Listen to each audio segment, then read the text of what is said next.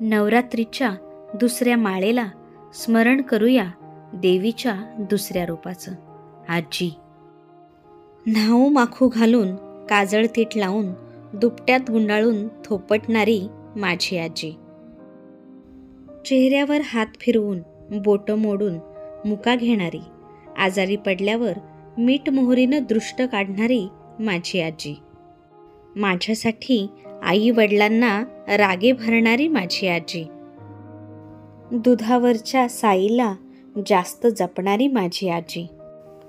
अनुभवांच्या गाठोड्यातून एक एक किस्से, छान छान गोष्टी सांगणारी, गोड गोड अंगाई गाणारी माझी आजी. कष्टाने रापलेल्या सुरकुतलेल्या हातांचा उबदार प्रेमळ स्पर्श म्हणजे आजी. आज काही क्षण डोळे बंद करून दुर्गेच्या या दुसऱ्या रूपाचं, आपल्या आजीचं स्मरण करूया. आजीच्या त्यागाप्रती, उबदार प्रेमाप्रती कृतज्ञ राहूयात. लेखन व स्वर योगिता सोनवणे.